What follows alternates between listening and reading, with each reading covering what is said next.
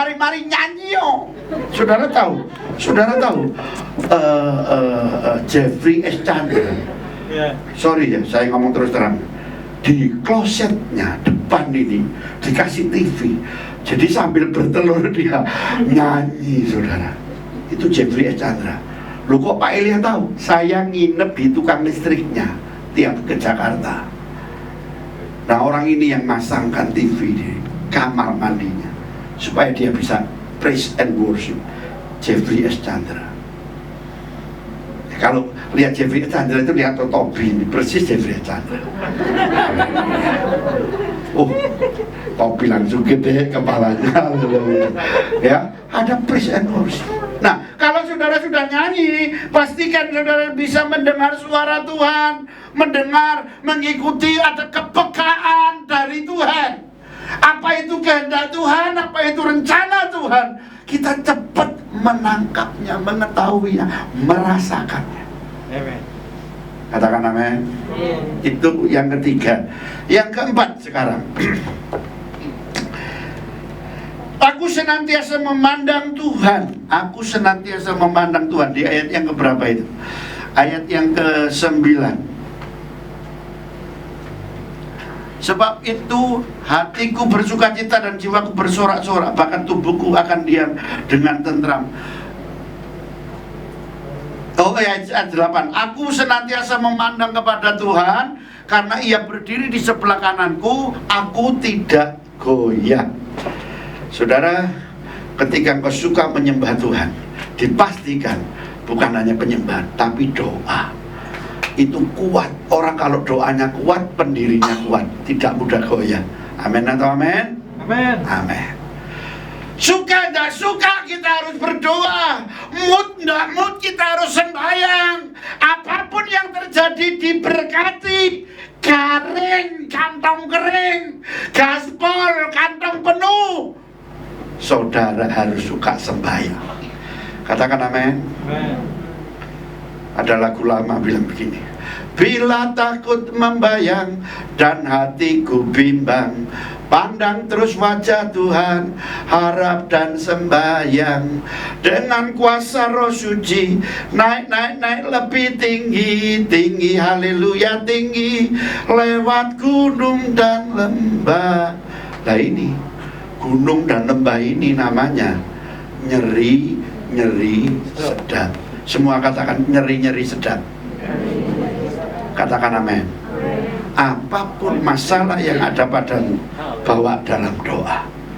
Walaupun nyeri sedap yang kau alami dan hadapi, ingat, Tuhan ada di sebelahmu. Lebih dari itu, Tuhan ada di dalam. Katakan amin. Terakhir, di ayat yang ke-11, engkau memberitahukan kepadaku jalan kehidupan, di hadapanmu aku ada kesukacita berlimpah-limpah, di tangan kananmu ada nikmat senantiasa. Ada nikmat senantiasa. Nikmat kita ini apa, saudara? Emas dan perak, langit dan bumi, harta benda, harta dunia, harta waris, terakhir gono gini. Nah itu, nikmat kita ada di dalam hadirat Tuhan. Itu nggak bisa dijual dengan yang lain. Katakan amin. Nah, kalau kita menikmati hadirat Tuhan, apa yang kita alami? Ada hal-hal yang supranatural, hal-hal yang adikodrati, hal-hal yang rohani, hal-hal yang ilahi akan terjadi. Ingat, saya beritahu, gereja ini pernah terjadi penampakan Yesus. Itu ilahi, itu rohani. Pada waktu kita teraniaya, yang rumah itu sekarang ditempati oleh saudara-saudara saya ini, itu ada mucikari itu datang, lihat Yesus dari ibadah pertama sampai terakhir.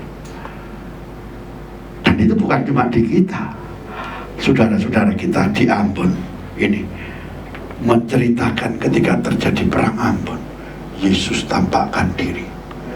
Di Keramat di Jakarta muncul suara-suara Yesus tampakkan diri.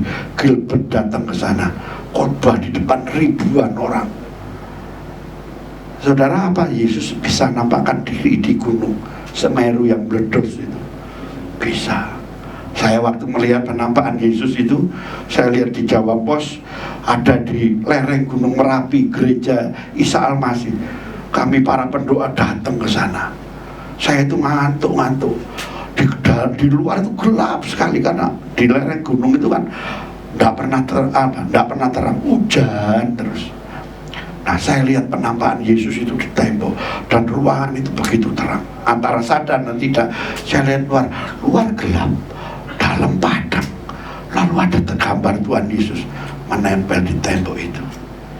Dan itu bukan fiktif, itu real.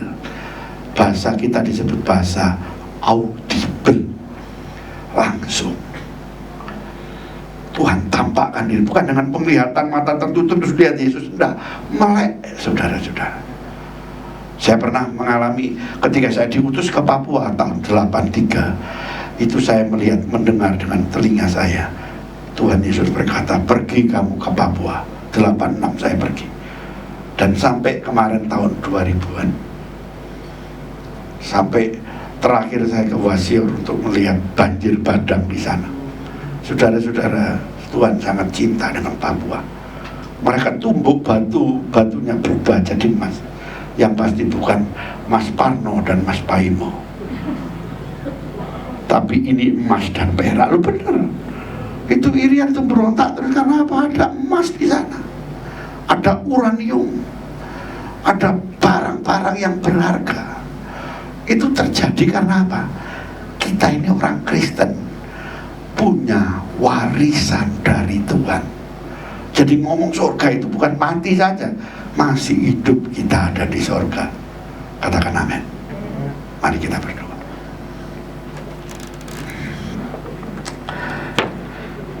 Tuhan, firman-Mu sudah hamba-Mu katakan, sampaikan, berkati kami.